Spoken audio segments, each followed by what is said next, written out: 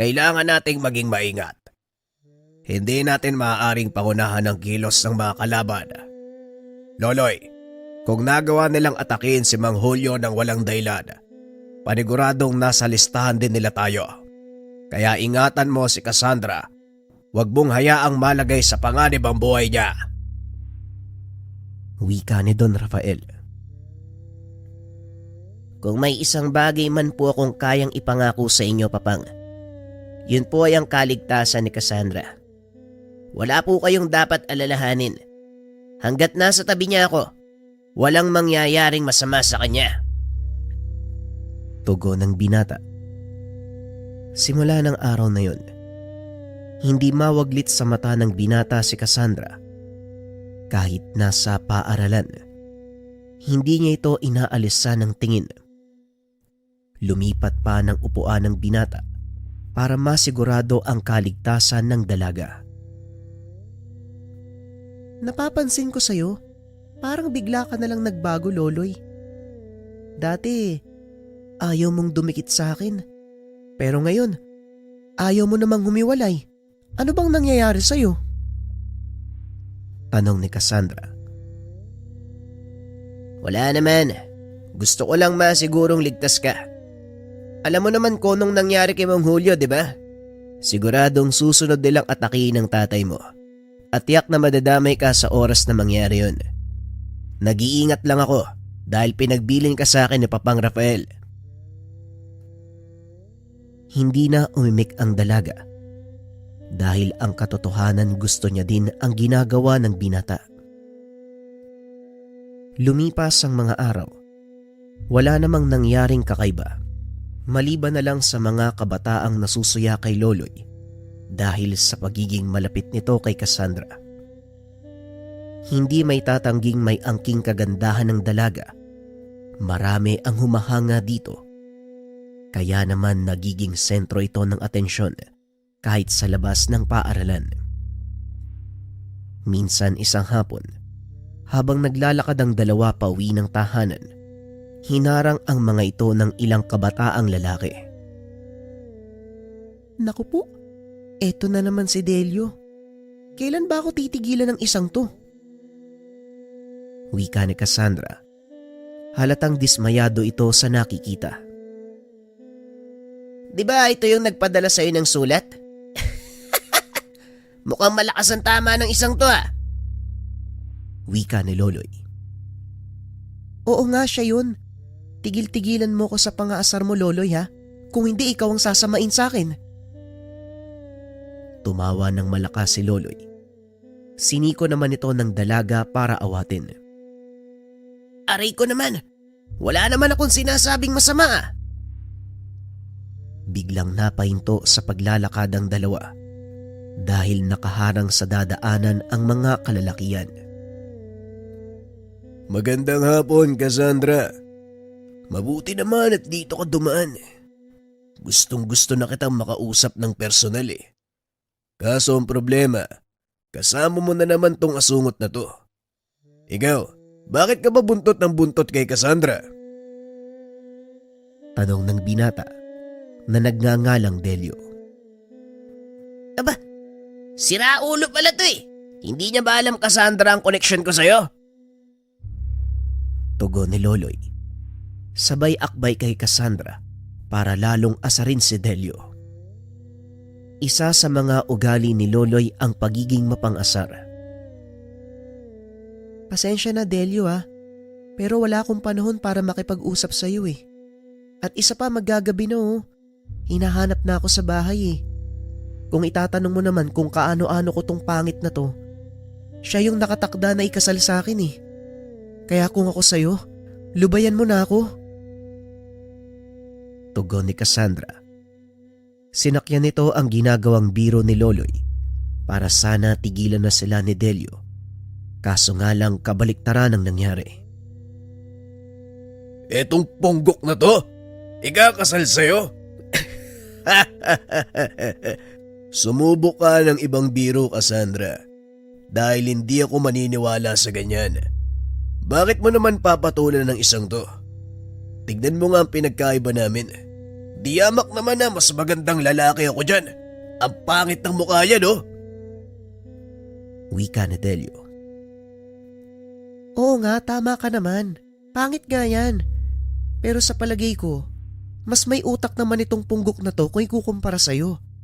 At saka hindi naman ako nakatingin sa pagbumukha ng taong to eh. Sa ugali niya ako bumabatay. Kahit pangit si Loloy, hindi hamak naman na mas maayos ang pag-uugali niya kumpara sa'yo. Tugon ni Cassandra. Ganun ba? O sige, tignan natin kung ano magagawa ng lalaking yan. Sa oras na akong kumilos, wag mo lang sanang pagsisiyan sa huli, Loloy. Pasensyahan tayo ha, dahil hindi ka pumili ng magiging karabal mo. Pangit! Wika ni Delio. Ayos kayong dalawa no? Kung makapag-usap kayo parang wala ako sa tabi nyo Ang lakas ng loob magsabi ng pangit. Hindi naman kagandaan yung mga itsura nyo. Ay, taong mukhang semento. Alam mo Delio, hindi naman kita inutusang ligawan tong si Cassandra Kaya sumatotal, wala akong atraso sa'yo. Kaya wag mo akong tinatakot ng ganyan. Baka magsisi ka kapag pinatulang kita. Wika ni Loloy. Ganun ha? O sige, tignan natin ang galing mo. Hindi ko nga alam kung bakit napakayabang mo. Palibhasa, hindi mo kilala kung sino ang binabangga mo. Muling wika ni Delio. Sa pagkakataong iyon, alam ni Cassandra na napipikon na si Loloy sa kayabangan nito. Kaya naman kagad niyang inawat ang binata. Halika na Loy. Huwag mo nang pag-aksaya ng laway ang isang yan. Gabi na Mamaya mapagalitan pa tayo ni Papa Napakamot na lang ng ulo si Loloy dahil wala na itong magawa kung hindi sundin ang sinabi ng dalaga. Siya, sige na nga. Umuwi na nga tayo. Tugon ni Loloy. Matapos ay iniwan na nito si Delio at ang mga kasamahan. Bago pa man sila makalayo sa lugar, muling nagbanta si Delio. Pagsisisihan niyo ang araw na to, Loloy. Lalo ka na, Cassandra. Hindi ako basta tumatanggap ng pagkatalo. Pagbabayaran niyo ang pagpapahiya niyo sa akin. Hindi na ito pinansin ng dalawa sa pag-aakalang baliwala ito. Ilang araw ang lumipas. Nagtaka ang binata dahil wala pa sa pagkainan si Cassandra kaya pinasok niya ito sa silid. Nakaugalian ni Loloy ang gisingin nito sa tuwing papasok sa paaralan. Cassandra! Ano ka ba naman? Tatanghaliin na tayo. Hindi ka pa rin bumabangon. Wika ni Loloy. Sabay hila ng kumot ng dalaga. Ngunit bigla itong natigilan nang makitang basang-basa ng pawis ang katawan ni Cassandra. Nang hawakan niya ito sa noo, napagtanto ng binata na meron siyang lagnat. Dali-daling lumabas ng silid si Loloy at pinuntahan si Don Rafael. Papang Rafael, si Cassandra po, inaapoy ng lagnat. Dali-dali namang tumayo si Don Rafael at pinuntahan ng dalaga. Ngunit pagdating nila sa silid nito, laking pagtataka ni Loloy dahil wala na ang dalaga sa kanyang higaan. Nasaan si Cassandra? Akala ko ba inaapoy ng lagnat? Mga kalokohan mo talaga, Loloy. Wika ni Don Rafael. Hindi ho, Papang. Totoo ho ang sinasabi ko. Tugon ng binata. Ilang sandali pa ang lumipas. Narinig nilang tumunog ang tubig sa banyo ng dalaga. Ayun na! Nasa banyo yung sinasabi mong inaapoy ng lagnat. Ay nako Loloy kahit kailan talaga. Hindi na nawala yung mga kalokohan mo. Diyan ka na nga! Napakamot na lang ng ulo si Loloy. Akmang lalabas na rin ng silid nang bigla namang nagpakita ang kakambal nitong si Gilas. Hindi ka namamalikmata. Loloy, totoong may mali kay Cassandra. At sa inala ko, Gawa ito ng isang mangkukulam. Wika ni Gilas, ang kakambal na tikbalang. Anong ibig mong sabihin? Nakulam si Cassandra. Tama ka, Loloy. Eto, kunin mo ang isang hibla ng aking gintong buhok. Itali mo ito sa kahit anong gamit ni Cassandra nang hindi siya tuluyang tablan. Mabuti na lang at nagawa mo itong malaman bago pa mahuli ang lahat. Wika ni Gilas. Pero ang tanong, sinong may gawa nito sa kanya? Wala naman ako maisip na pwedeng gumawa nito. Tanong ni Loloy. Sigurado ka ba? Si Delio, yung binatang nakasagutan mo nung isang araw. Alam mo ba kung ano ang pinagmulan niya? Wika ni Gilas. Wala nga akong alam tungkol sa taong yun eh. Sa totoo lang, hindi ko siya kilala ng lubusan.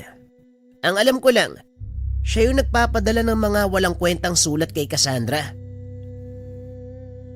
Wika ni Loloy. Maya-maya ay lumabas ng banyo ang dalaga. Laking gulat nito dahil naroon ang binata. Oh, anong ginagawa mo dito? Lumabas ka nga. Magbibihis ako eh. Wika nito. Sabay bato ng unan kay Loloy. Ay, ito na, lalabas na nga. Etong babaeng to, napaka-brutal mo eh. Tugon ni Loloy. Matapos ay nagtungo ito sa labas ng bahay para antayin si Cassandra. Habang nag-aantay, muli nitong kinausap si Gilas. Kinumpirma ng tikbalang na si Delio nga ang may gawa ng lahat. Kailangan itong malaman ni Papang Rafael. Gilas, maaari mo ba akong samahan sa kanya? Wika ni Loloy. Walang problema, Loloy. Tama ka. Kailangan niyang malaman to dahil buhay ng anak niya ang nasa bingit ng panganib. Tugon ng tikbalang. Dali-dali namang pumasok sa silid sina Loloy. Saktong nag-aayos ng mga gamit si Don Rafael. Papang, pakinggan po ninyo ang sasabihin ni Gilas. Alam kong kapag ako nagsalita hindi kayo maniniwala eh. Pero natatandaan niyo ho ba, yung lalaking nagbibigay ng sulat kay Cassandra? Yung Delio? Wika ni Loloy. Napakunot ng noo si Don Rafael dahil ang buong akala nito, nagloloko na naman ang binata. Gilas, wag mo sabihing nakikipagsabuatan ka sa batang to ha. Pareho kayong tatabaan sa akin. Tugon ni Don Rafael. Hindi ho, Don Rafael. Totoo ang sinasabi ni Loloy. Kinukulam ho si Cassandra. Mabuti na lang at nagawa naming agapan sa pamamagitan ng gintong buhok mula sa akin. Nasa maayos na siyang kalagayan at wala na kayong dapat alalahanin dahil hindi tatalab sa kanya ang ginawang kulam ng binatang si Delio. Yan po mismo ang gusto kong sabihin sa inyo, Papang. Hindi po ako nagbibiro sa pagkakataong ito. Gusto ko pong humingi ng permiso sa inyo para kumprontahin si Delio. Maaari akong mapasabak sa away mamaya. Kaya wag sana kayong magtaka kung uuwi ako na lamog ang muka at puro pasa ang katawan. Wika ni Loloy. Hindi na ako magtataka kung gano'n ang mangyayari sa'yo. Pero sige, alamin mo kung ano ang totoong dahilan at pinagmula ng Delyong yon. Wika ni Don Rafael.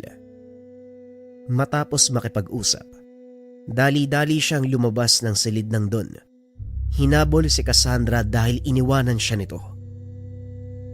Oh, akala ko nauna ka na. Saan ka ba kasi galing? Tanong ni Cassandra. Sa silid ni Papang. Kinausap niya lang ako sandali. Ano? Ayos na ba yung pakiramdam mo? Tanong ni Loloy.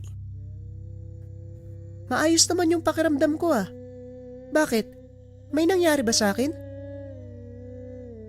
Wala naman. Halika na. Mauhuli tayo eh.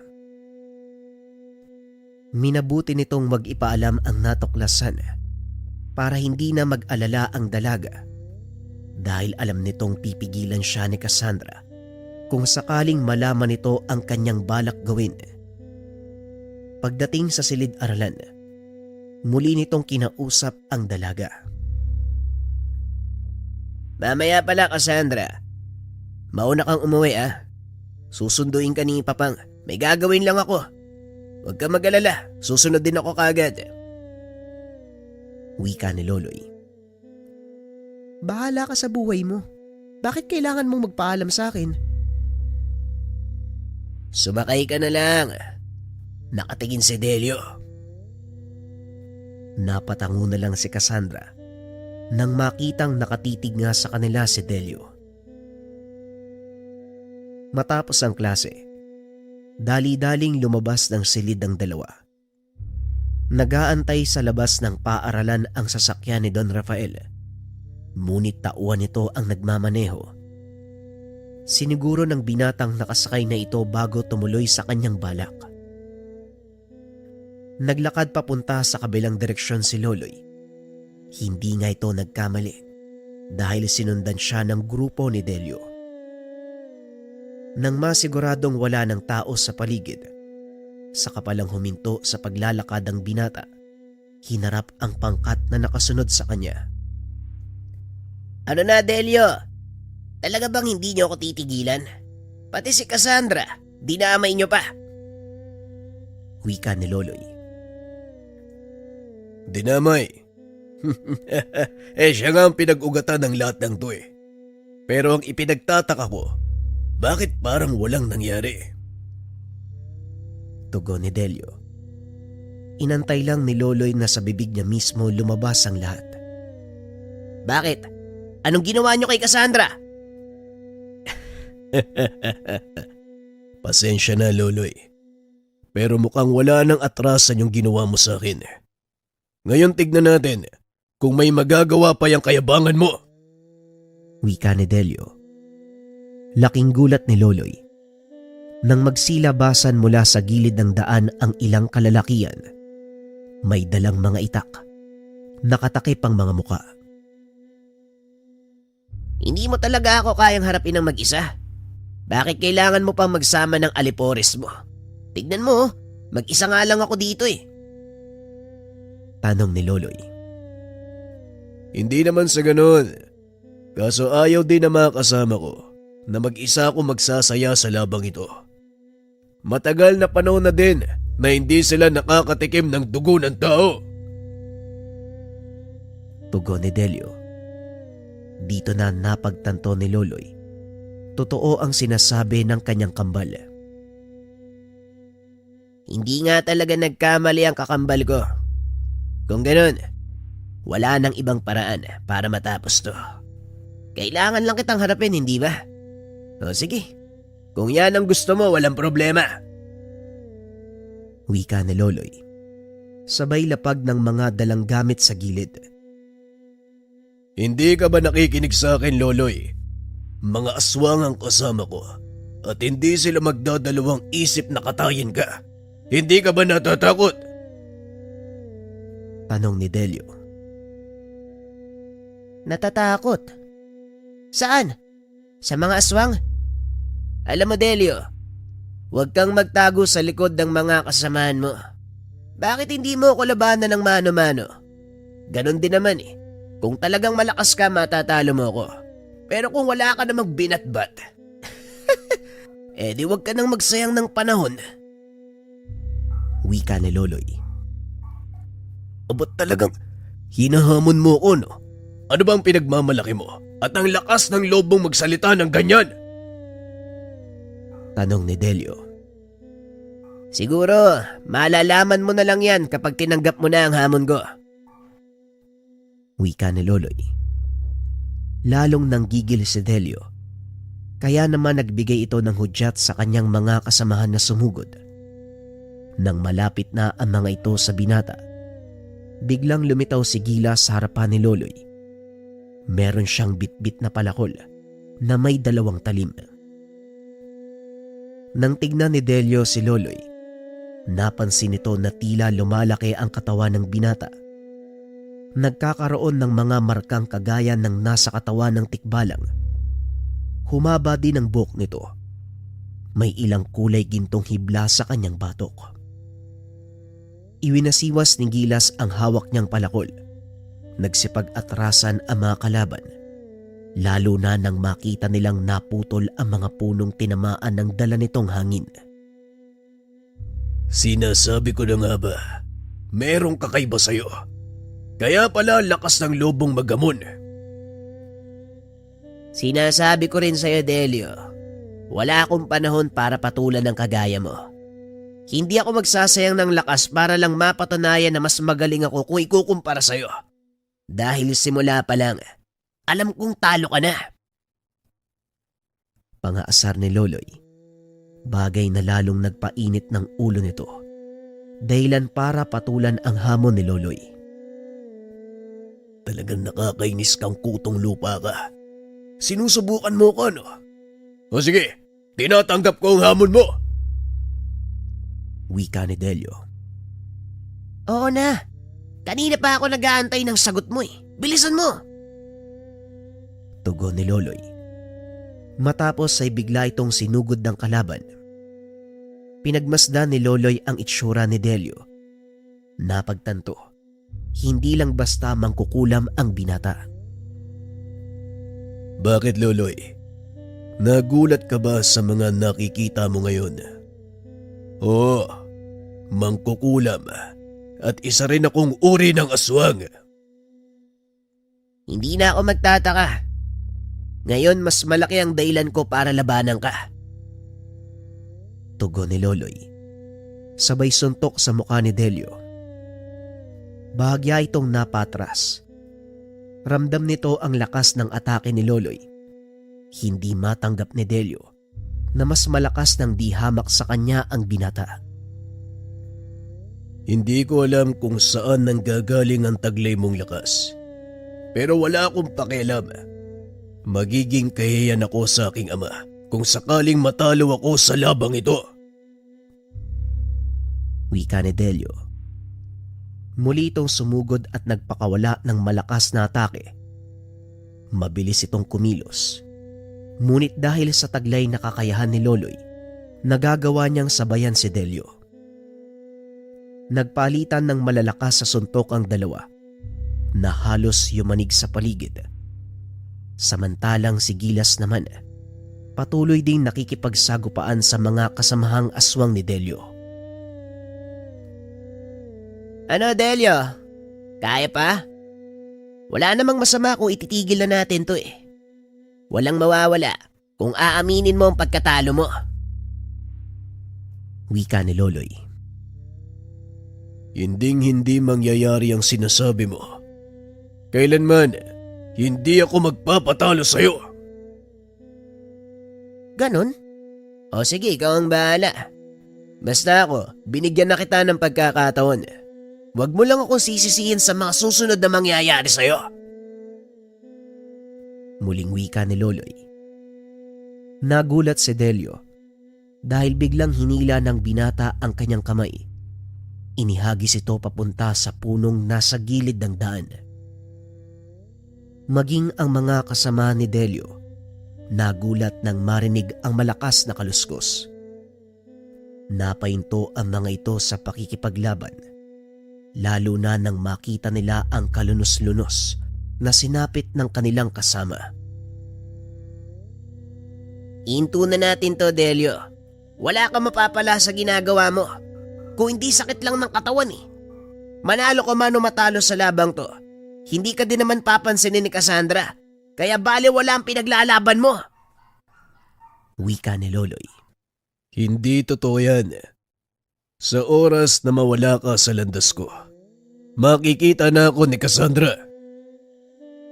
Ay nako, napakatigas ng ulo mo. Bagay na bagay sa mukha mo.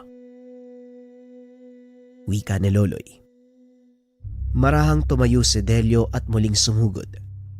Kitang-kita ng binata ng mga sandaling iyon na wala na itong lakas para lumaban. Isa pa, hindi na mahalaga kung mapansin pa ako ni Cassandra o hindi. Dahil ang nakasalalay sa labang ito ay ang karangalan ko bilang anak ni Matias at Lorena. Nanlaki mga mata ni Loloy nang marinig ang sinabi ng kalaban. Teka, anong sinabi mo? Anak ka ni Matias? Oo, tama ka.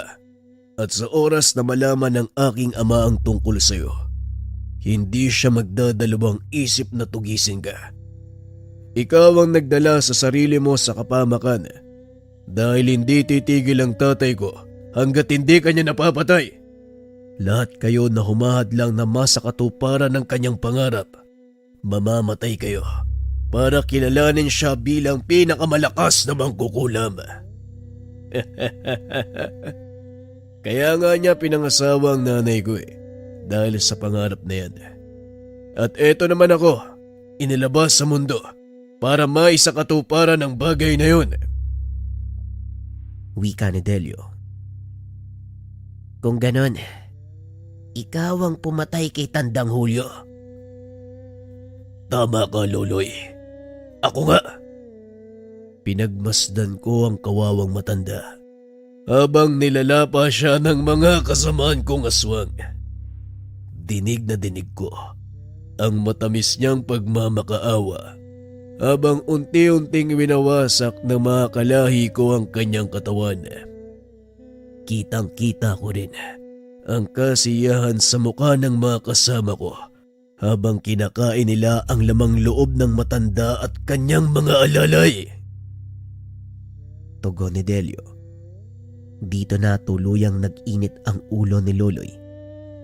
Sa pagkakataong iyon, tila nawala ang awa niya kay Delio. Naglakad ito papunta sa kinaroroonan ni Gilas. Kinuha ang hawak na sandata ng kakambal.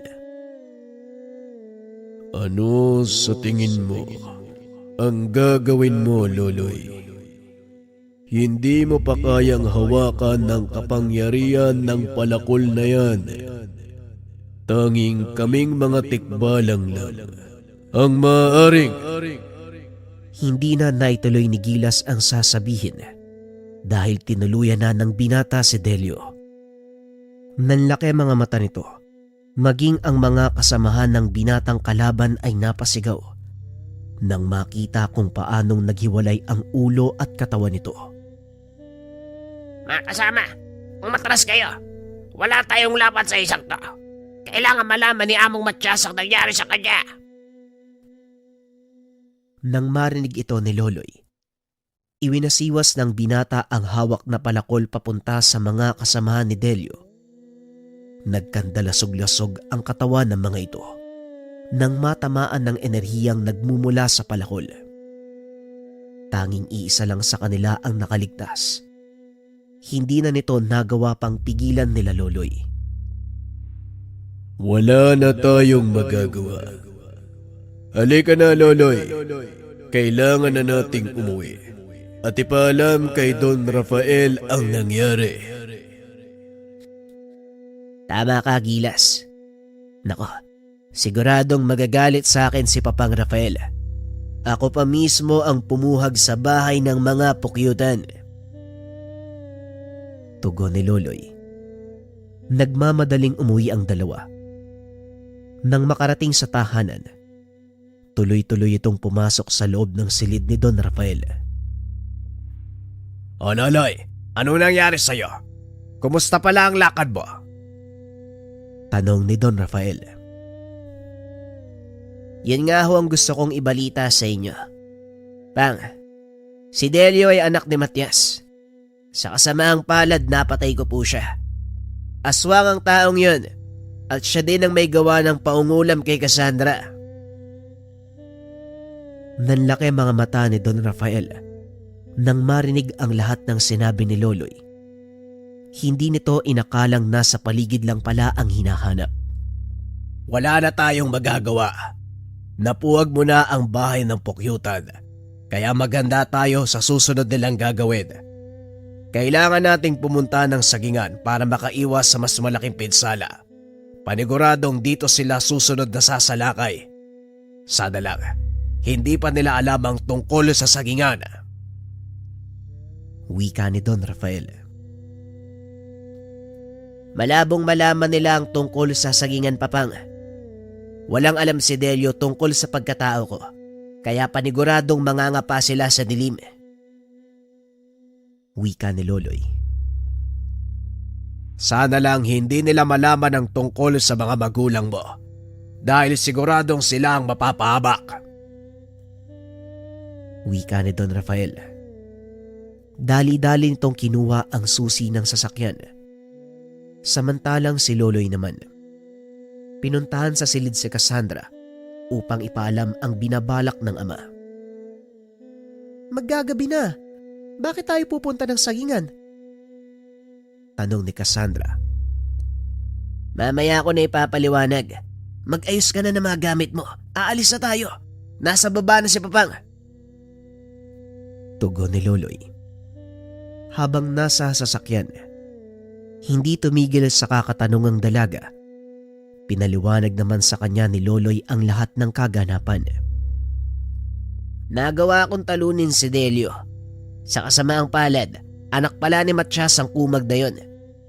Kaya malamang alam na mga kalaban ang tungkol sa akin. Wika ni Loloy. Ganun ba? Pero anong gagawin natin sa sagingan? Bakit doon tayo pupunta? Wika ni Cassandra. Mas ligtas tayo sa lugar na yon dahil may natural na proteksyon ng sagingan laban sa masasamang elemento.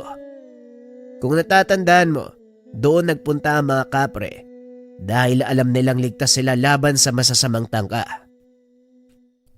Wika ni Loloy. Tama ang sinabi mo, Loloy. Kung siswertehin tayo, maaari pa nating hingin ang tulong ng mga nilalang na yon. Madilim na nang makarating sila sa kubong tinutuluyan ni Ramon at Mildred. Kaya naman nagtaka ang mag-asawa kung ano ang ginagawa nila Don Rafael sa lugar. Rafael, gabi na. Anong ginagawa niyo dito? Tanong ni Ramon. May nangyari sa bayan. Kailangan mong malaman ang lahat. Pumasok tayo sa kubo upang doon ipagpatuloy ang pag-uusap. Wika ni Don Rafael. Walang alam ang mga magulang ni Loloy tungkol sa totoo niyang pagkatao. Matatanda ang ginawang daylan ng Don ang pag-aaral ng binata upang kupkupin ito at hasain ang taglay na kakayahan. Ano daw? Anong sinasabi mong katotohanan? Tungkol kanino naman? Tanong ni Ramon. Ay, pasensya ka na, Ramon. May mga bagay akong hindi nasabi sa iyo tungkol sa anak mo. Isinilang si Loloy na may kakambal na elemento. Hindi ko din ito nalaman kung hindi ko pa nakita ang kanyang inunan. Dalawa ang pinagputulan ng pusod ng anak niyo. Ang totoo niyan 3 Meron pang isang maliit. Wika ni Mang Belo. Matyagang nakikinig si Mildred at Ramon. Totoo po ang sinasabi ni Lolo. May kakambal po kung duwending saging at tipbalang. Ang pangalan po nila ay Gilas at Migas. Wika ni Loloy. Maya-maya ay lumitaw sa balikat ni Loloy ang duwendeng kakambal. Ako si Migas. Inango po ang pangalan ko. Sa katagang lamigas o butil ng sitaw. Ikinagagalak ko po kayong makilala. Nanay Mildred at Tatay Ramon. Hindi makapagsalita ang dalawa nang makita ang duwende. Lalo na si Mildred. Sinapo pa nito ang kanyang tiyan. Hindi makapaniwalang nagmula sa kanyang sinapupunan ang isang maliit na nilalang. Huwag po kayo matakot sa kanila, nanay, tatay. Mabait na nilalang ang mga duwending saging. Ay nako, si Migas pa lang ang nakikita nyo. Ano pa kaya kung... Magandang gabi sa lahat. Ako naman si Gilas. Ikinagagala ko kayong makilala Nanay Mildred at Tatay Ramon. Napatayo si Tatay Ramon. Akmang kukuha ng itak. Ngunit inawat ito ni Don Rafael. Kalma lang, Ramon. Gaya ng sinabi sa'yo ni Mang Belo at Loloy, may kakambal na tikbalang at duwending saging ang anak mo. Sa maniwala ka man o hindi, ayan sila sa harapan mo. Wika ni Don Rafael. Dahan-dahan namang ibinaba ni Ramon ang hawak na itak.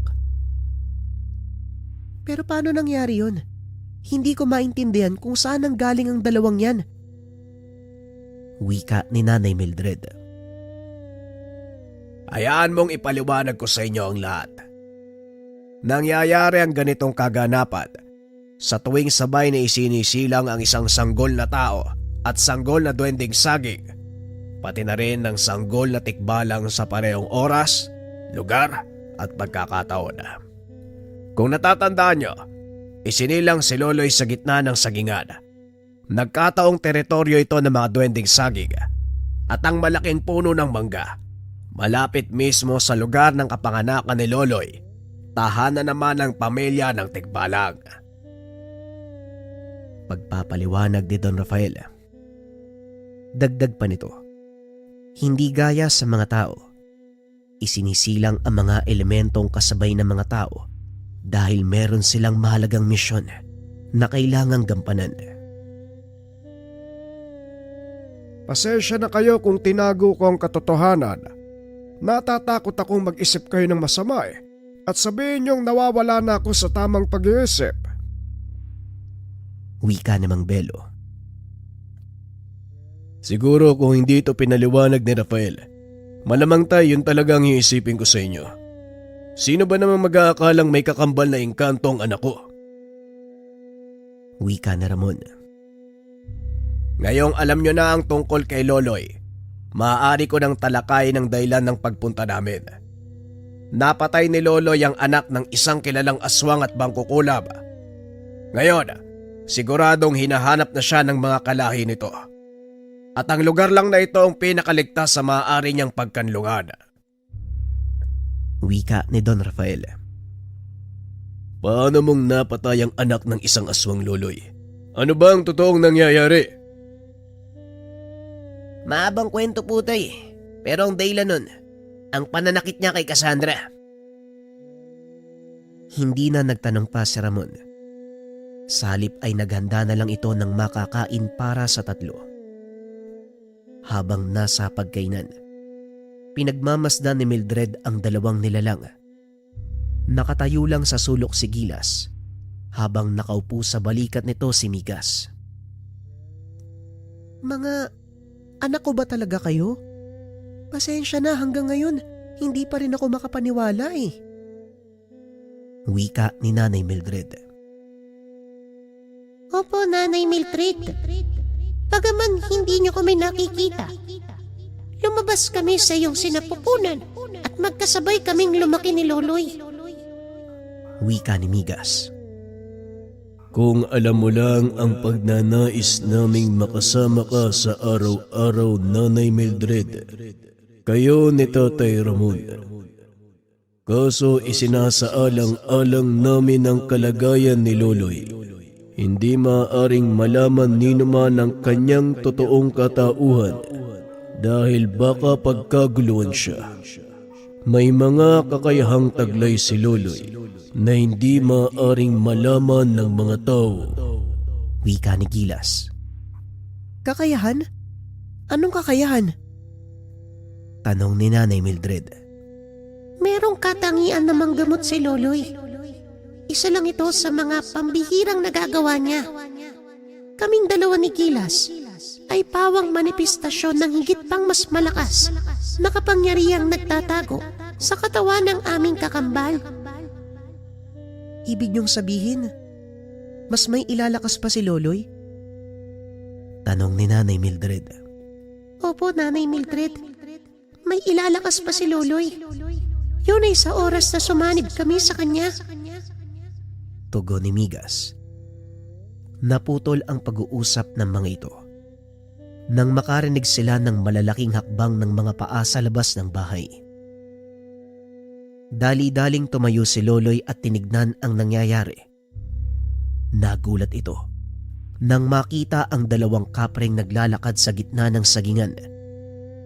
Nakapalibot din sa kubo ang napakaraming duwending saging. Anong nangyayari? Bakit sila nagtitipon dito? Tanong ni Loloy. Hindi ko rin masabi, Loloy. Isa lang ang paraan para malaman natin. Naglakad si Don Rafael palabas ng bahay. Binati ang mga kapre. Tumugon ang mga ito. Nagsimula ang kanilang pag-uusap. Paumanhin sa aming panghihimasok sa teritoryo. Hindi kami naparito para manggambala. Kailangan namin ng ligtas na masisilungan. Nanganganib ang buhay naming mga kapre. Dahil iniisa-isa kami ng mangkukulam sa pamumuno ni Matias. Wika ng kapre. Sinasabi ko na nga ba eh. Wala kayong dapat alalahanin. Manatili kayo sa lugar na ito hanggat gusto nyo. Walang ibang makakapasok dito. Lalo na ang masasamang elemento. Tugon ni Loloy. Hindi lang kaming mga kapre ang nanganganib. Marami pang engkanto ang napapahamak. Ang ilan sa kanila, tuluyang napasailalim ng kapangyarihan ng mga mangkukulam. Balak nilang gamitin ang mga ito para maging mas malakas ang kanilang puwersa. Muling wika ng kapre. Alam mo ba kung ano ang susunod nilang akbang? Iniisa-isa din nila ang mga manggagamot, albularyo, at mga taong may koneksyon sa mundo ng mga engkanto. Pinapapili nila ang mga ito kung aanib o hindi. Sa oras na hindi pumayag ay kagad silang pinapatay at pinapakain sa mga alaga nilang aswang. Ito ang sinasabi sa akin ni Delio. Ito din ang dahilan kung bakit nila pinatay si Mang Julio. Kung ganon, kailangan natin silang pigilan, Loloy. Ngunit natatakot ako dahil hindi pa buo ang iyong kakayahan. Maaaring hindi mo kayanin ang puwersa ni Matias.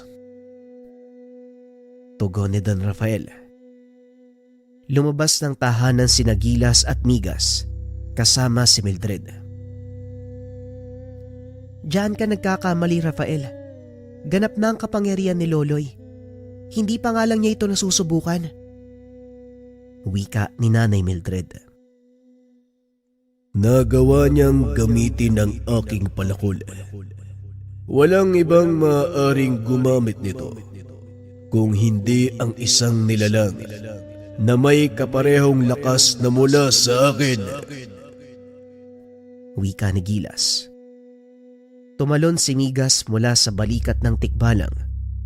Sinunggaban sa muka ang binata, dahilan para magtamo ito ng maliit na sugat. Laking gulat ni Rafael nang makita niya na unti-unti itong naghihilom. Taglay din ni Loloy ang kakayahang magpagaling ng sarili. Mula naman sa aming mga tuwinding saging. Isa lang ang ibig sabihin nito. Kaya niya nang gamitin ang kabuuan ng kapangyarihang natutulog sa kanyang katawan. Wika ni Migas. Hindi nila iisiping tayo ang sasalakay sa kanila at siguradong magugulat sila. Tama ang naisip mo, Papang. Tugon ni Loloy. Nasisiraan ka na ba ng ulo? Susugod ka sa lungga ng mga aswang? Paano kung mamatay ka? Paano na lang ako? Paano pala kami ni Papa? Wika ni Cassandra. Huwag kang mag-alala, hindi mamamatay ang isang kagaya ko. Baka nakakalimutan mo, may kakambal akong duwending saging at meron ding tikbalang. Tugon ni Loloy. Tama si Loloy. Kaming mga duwending saging, walang kamatayan. Maliban na lang kung naisin naming lisanin ang mundo. Saka palang mamamatay ang pisikal naming katawan. Pero hindi tuluyang naglalaho ang aming mga espiritu. Lilipat lang kami sa kahit anong buhay na bagay. Pagpapaliwanag ni Migas. Pwede bang wag nyo nang gatungan ang gustong mangyari ng punggok na to? Hindi nyo kasi naiintindihan yung pakiramdam ko eh. Si Loloy lang ang nag-iisang nakakaintindi sa ugali ko. At ang taong mas nakakakilala sa akin kaysa sa sarili ko. Wika ni Cassandra. Hoy, pangit! Ano bang dinadrama mo? Di ba sabi ko babalik ako? Hindi ako papayag na mamatay doon, no? Ako yung sumpa ng araw-araw mong buhay. Ayoko mawalan ng mang-aalas ka sa'yo tuwing umaga. Wika ni Loloy, sabay yakap kay Cassandra. Nasanay ka na sa kakayakap sa akin ah. Dati naman hindi mo ginagawa yan. Hayaan mo lang na gawin ko to. Gumagaan kasi ang pakiramdam ko sa tuwing nayayakap ko eh. Aminin ko sa'yo, Cassandra. Ikaw lang din naman yung nagpapaganda ng araw ko eh. Pinagmasdan ng mga nakakatanda ang dalawa. Nakaramdam ang mga ito ng pagkaasiwa. Mga kasama. Sa palagay ko, iwanan na muna natin sila. Tara doon sa loob ng kubo. Parang gusto kong uminom ng kape. Wika ni Don Rafael. Hinayaan ng mga ito ang dalawang kabataan sa labas ng kubo. Naupo sina Loloy at Cassandra sa malawak na damuhan habang pinagmamasdang maglaro ang mga duwending saging. Gumawa ang mga ito ng napakagandang liwanag sa kalangitan na para bang paputok na nagsasabog ng iba't ibang kulay. Kailangan mo ba talagang gawin to, Loloy? Pwede mo naman silang iwasan eh.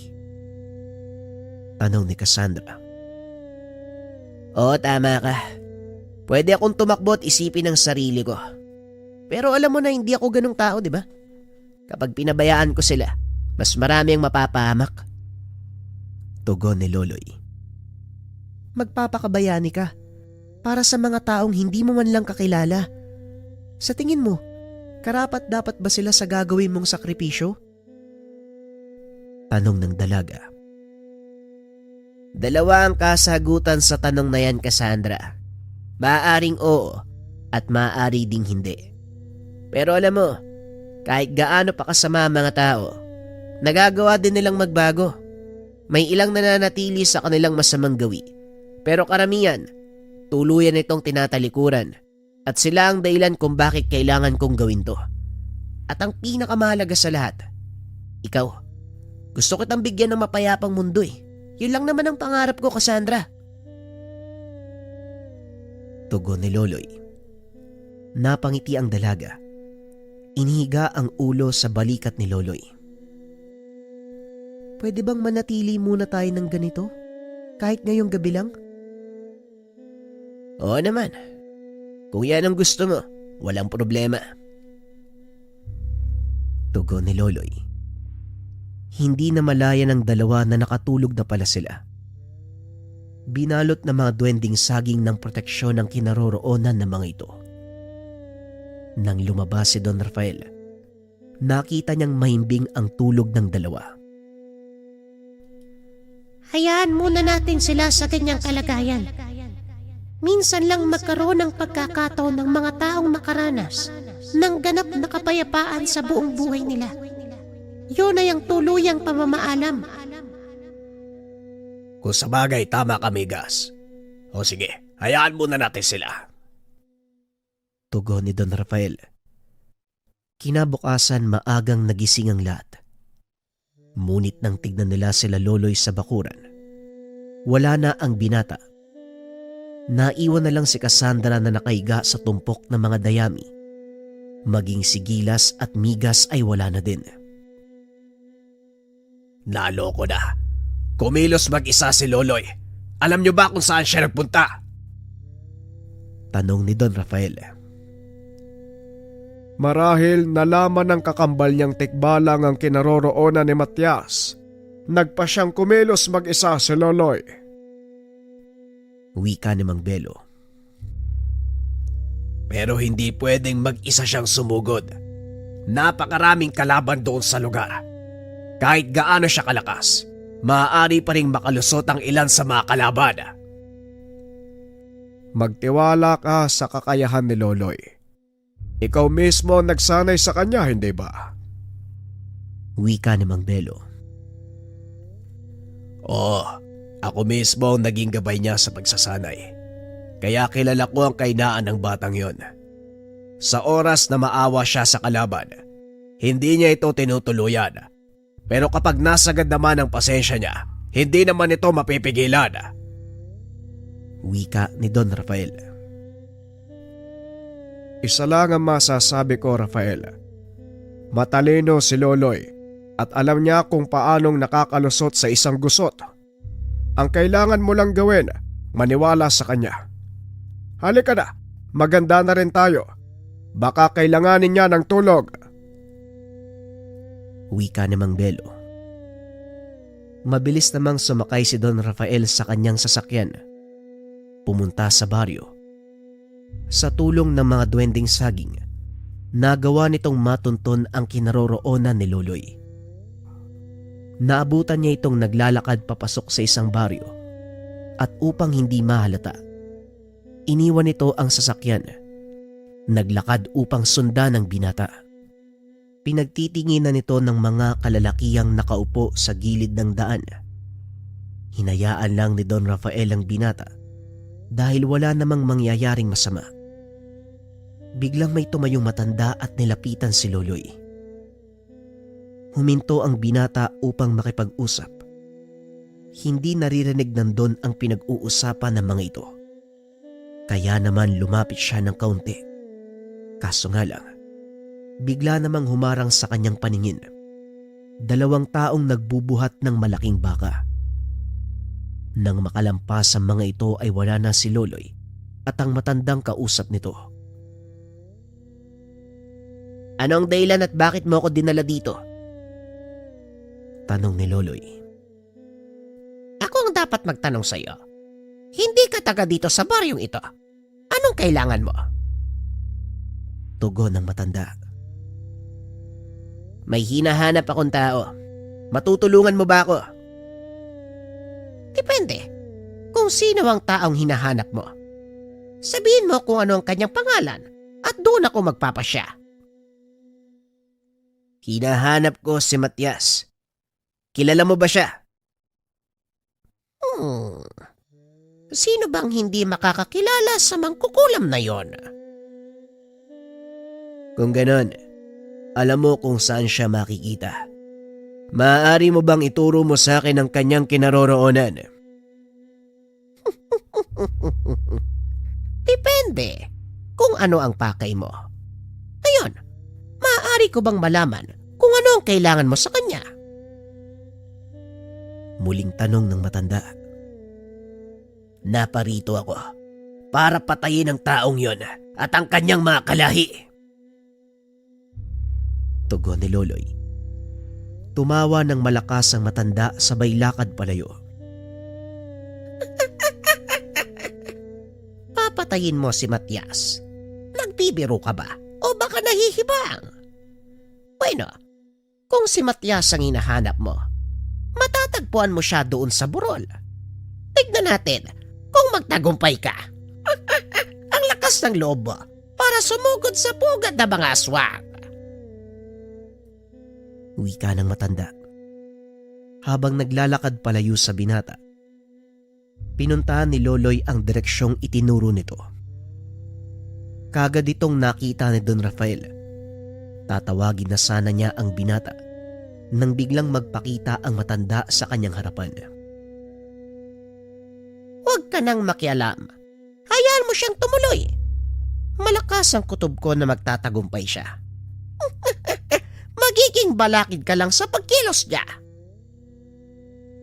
Wika ng matanda. Kailangan niya ang tulong ko. Baryo ng mga aswang ang susugurin niya. Hindi niya kakayanin mag-isa. Tugon ni Don Rafael. Isang maestro na walang tiwala sa kanyang estudyante. Teka, paano mo nasabi ang bagay na yan? Paano mong nalaman? Walang naitatago sa aming mga lamon. Magtiwala ka sa kanya dahil ito ang kanyang kapalaran at siya ang nakatakdang tumalo kay Matias. Pag-uusap ng dalawa. Naupo si Don Rafael sa harap ng isa sa mga kubo. Inalok ito ng matanda ng maiinom. Hindi ko alam na may mga manging alamon pala sa lugar na ito. Paano kayong napunta dito? Tanong ni Don Rafael. Pinipon kami ni Matias sa lugar na ito upang pagkunan ng mga impormasyon tungkol sa ilang bagay, lalo na kung ang usapin ay tungkol sa mga engkanto.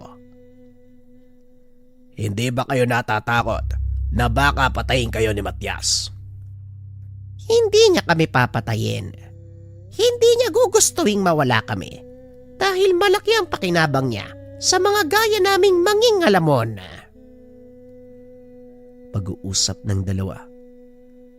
Sa mga hindi nakakaalam ang mga manging alamon, uri ng mga ermitanyo na malawak ang kaalaman sa mundo ng mga elemento. Samantala, patuloy na naglalakad si Loloy paakyat sa burol na itinuro ng matanda. Napahinto ito sa paglalakad dahil may malaking punong biglang natumba sa kanyang harapan.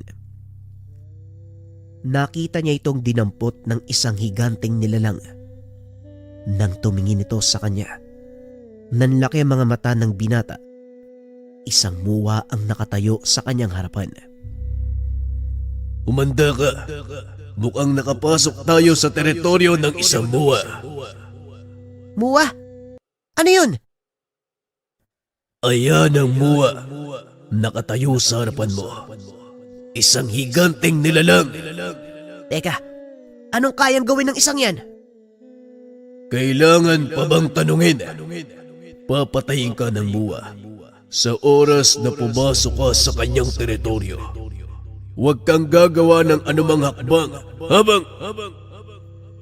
Biglang napatigil sa pagsasalita si Gilas dahil natabig ng binata ang mga tumpok ng palay sa tabi ng daan. Naloko na. Sinira mo pa ang tumpok ng mga palay ng muwa. Takbo na, Loloy! Mabilis na tumakbo ang dalawa. Hinabol naman ito ng muwa paakyat sa burol. Ngunit sa kasamaang palad napakasukal ng lugar, kaya hindi makakilos ng maayos ang binata. Bilisan mo. Kung hindi madudurog ang buto mo, sa oras na maabutan ka ng halimaw na yan. Masyadong masukal yung daan, oh. Punong-puno pa ng tinik yung mga halamang tumutubo dito. Sa tingin mo, paano kung bibilisan? Basta bilisan mo. Kung gusto mong makalaban pa si Matias. Biglang huminto si Loloy. Hinarap ang galit na nilalang. Kaso nga lang, napansin niya ang gintong kadena na nakatali sa leeg ng nilalang. Gilas, tignan mo. Napansin mo ba yung kadenang nakatali sa leeg ng muwa? Hindi na mahalaga ang bagay na yan. Mahalaga yan, Gilas. Tignan mong mabuti. Mukhang ang kadenang yan ang kumukontrol sa kanya. Baka sakaling tumigil siya sa pagsalakay kapag natanggal natin yan. Delikado ang binabalak mo. Mapapahamak tayo. Ano ba? Tutulungan mo ba ako o hindi? May magagawa pa ba ako? kesa naman hayaan kitang mamatay. Anong plano mo? Gamitin mo ang palakol para kalasin ang kadena. Tignan natin kung ano mangyayari. Ay nako. Eksperimento ang plano. O sige, bahala na.